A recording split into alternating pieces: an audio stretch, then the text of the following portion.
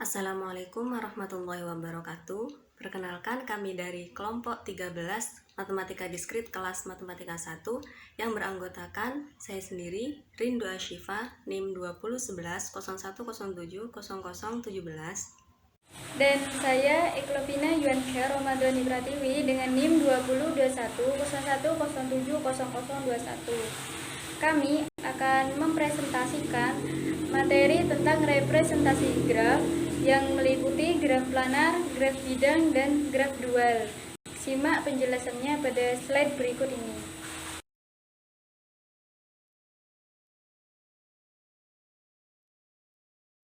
Graf planar adalah graf yang dapat digambarkan pada bidang datar dengan sisi-sisi yang tidak saling memotong atau bersilangan. Jika tidak, maka disebut graf tak planar. Graf planar merupakan graf yang isomorfik dengan graf bidang, yaitu dapat digambarkan kembali. Perlu diperhatikan bahwa belum tentu suatu graf yang secara kasat mata terlihat sisi-sisinya saling berpotongan disebut graf tak planar. Graf tersebut mungkin saja planar, karena graf tersebut dapat digambarkan kembali dengan cara yang berbeda, di mana nanti sisi-sisinya menjadi tidak saling berpotongan. Contoh pada gambar 1. Gambar ini merupakan contoh dari graf planar. Graf planar biasanya digambarkan dengan sisi-sisi yang bersilangan seperti gambar A. Dari gambar A tersebut, graf bisa digambar kembali tanpa ada sisi-sisi yang berpotongan, menjadi seperti gambar B, sehingga memenuhi definisi dari graf planar.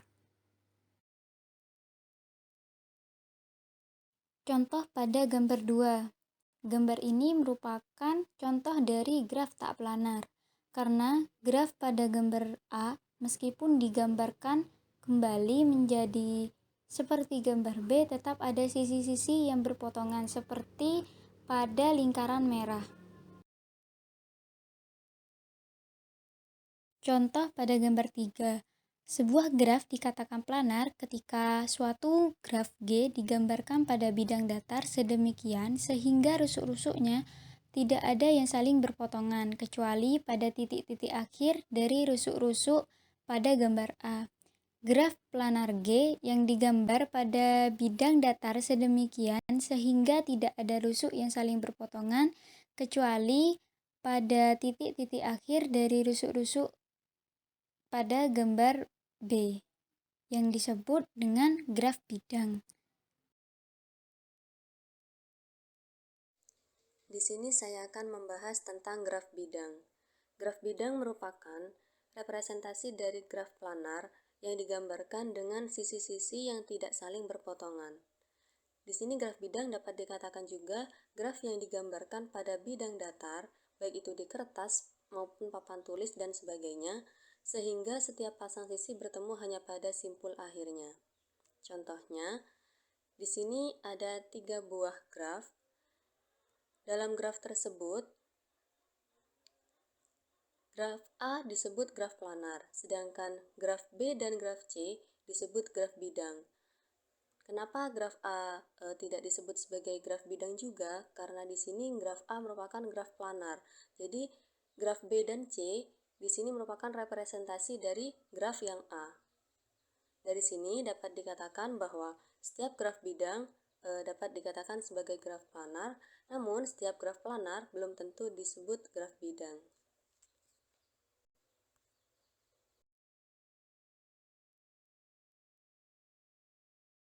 Untuk selanjutnya yaitu rumus Euler. Rumus Euler yaitu rumus yang digunakan untuk menghitung jumlah wilayah atau muka pada graf bidang. Dengan rumus N min E plus F sama dengan 2 atau F sama dengan E min N plus 2. Dengan keterangan F adalah jumlah wilayah, E adalah jumlah sisi, dan N adalah jumlah simpul. Kita langsung ke contoh. Nah, pada gambar tersebut ada sebuah graf. Di situ jika kita hitung simpulnya ada 7 simpul dan jumlah sisinya ada 11. Jika kita ingin langsung menghitung jumlah wilayahnya dari gambar tersebut, bisa kita lihat di situ yang ditunjukkan dengan R1, R2, R3, R4, R5, dan R6. Jadi secara langsung graf tersebut diketahui ada 6 wilayah atau 6 muka. Namun selain dapat dihitung secara langsung, dapat juga menggunakan rumus Euler dengan langsung kita masukkan pada rumus.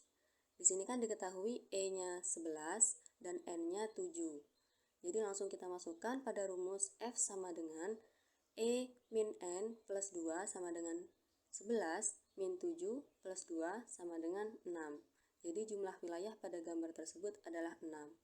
Terbukti sama dengan tadi pada saat kita hitung jumlah wilayah secara langsung. Contoh yang selanjutnya yaitu, misalkan graf sederhana planar dan terhubung memiliki 24 buah simpul, masing-masing simpul berderajat 4. Representasi planar dari graf tersebut membagi bidang datar menjadi sejumlah wilayah atau muka. Berapa banyak wilayah yang terbentuk? Jadi di sini langsung penyelesaiannya kita tulis yang diketahui. N jumlah simpulnya itu ada 24. Maka jumlah derajat seluruh simpul yaitu 24 kali 4 sama dengan 96. Menurut lemma jabat tangan, jumlah derajat sama dengan 2 kali jumlah sisi. Sehingga E sama dengan jumlah sisi sama dengan jumlah derajat dibagi 2. Sama dengan 96 dibagi 2. Hasilnya 48. Dari rumus Euler N min E plus F sama dengan 2, maka F sama dengan jumlah wilayah sama dengan 2 min N plus E sama dengan 2 min 24 plus 48 sama dengan 26 buah. Jadi banyak wilayah yang terbentuk adalah 26 wilayah. Pada suatu graf planar sederhana yang terhubung dengan F jumlah wilayah, N jumlah simpul, dan E jumlah sisi dengan E lebih dari 2, maka berlaku ketidaksamaan berikut. E lebih dari sama dengan 3F per 2 dan E kurang dari sama dengan 3N min 6. Dua ketidaksamaan ini dapat kita buktikan sebagai berikut. Setiap daerah pada graf planar dibatasi oleh 3 atau lebih sisi. Jadi, total banyaknya sisi lebih besar atau sama dengan 3F. Tetapi, karena suatu sisi berada pada batas paling banyak 2 wilayah, maka total banyaknya sisi lebih kecil atau sama dengan 2E. Maka, 2E lebih besar sama dengan 3F atau 2E per 3 lebih besar sama dengan F. Berdasarkan rumus Euler, kita memperoleh N min E plus 2E per 3 lebih dari sama dengan 2, atau E kurang dari sama dengan 3N min 6. Ketidaksamaan ini dinamakan ketidaksamaan Euler yang dapat digunakan untuk menunjukkan keplanaran suatu graf sederhana. Kalau graf tersebut berupa graf planar, maka ia memenuhi ketidaksamaan Euler. Dan sebaliknya, jika tidak planar, maka ketidaksamaan tersebut tidak dipenuhi. Hal ini dinyatakan dengan corollary 8.1. Jika G adalah graf sederhana terhubung dengan E adalah jumlah sisi dan V adalah jumlah simpul, yang dalam hal ini V lebih dari sama dengan 3, maka berlaku ketidaksamaan Euler E kurang dari sama dengan 3V min 6. Kita langsung ke contoh. Tentukan keplanaran graf berikut. Pada gambar 6, ada graf A, B, dan C dengan graf A K4, graf B K5, dan graf C K3,3. Kita masuk ke penyelesaian mulai dari yang A. Pada graf K4 diketahui N sama dengan 4 dan E sama dengan 6. Jadi di sini langsung kita masukkan ke rumus ketidaksamaan Euler, E kurang dari sama dengan 3N min 6. Nah, 3N min 6 di sini pada graf A yaitu 3 kali 4 min 6, hasilnya adalah 6. Jadi, 6 kurang dari sama dengan 6 itu memenuhi ketidaksamaan Euler. Karena memenuhi ketidaksamaan Euler berarti graf yang A disebut graf planar. Untuk yang B, pada graf K5 diketahui N sama dengan 5 dan E sama dengan 10. K5 di sini tidak memenuhi ketidaksamaan Euler sebab di sini hasilnya 10 lebih dari sama dengan 3 kali 5 min 6. 3 kali 5, 15, min 6 jadi 9. Karena 10 lebih besar sama dengan dari 9, di sini tidak memenuhi ketidaksamaan Euler yang E, di mana E harus kurang dari sama dengan 3N min 6. Karena tidak memenuhi kesamaan Euler, maka K5 tidak planar. Kita lanjut penyelesaian yang C. Pada graf K3,3 diketahui N sama dengan 6 dan E sama dengan 9. Di sini memenuhi ketidaksamaan Euler E kurang dari sama dengan 3N min 6, yaitu 9 kurang dari sama dengan 3 kali 6, 18, 18 kurangi 6, 12. Namun, graf ini termasuk graf tak planar karena ketidaksamaan Euler hanyalah syarat perlu agar suatu graf dikatakan planar, tapi bukan syarat cukup. Dari sini, graf K3,3 bukan graf planar, jadi kita perlu membuat asumsi bahwa setiap wilayah pada graf bidang dibatasi oleh paling sedikit 4 buah sisi. Total banyaknya sisi lebih besar atau sama dengan 4F. Tetapi, karena suatu sisi berada pada batas paling banyak 2 wilayah, maka total banyaknya sisi lebih kecil atau sama dengan 2E.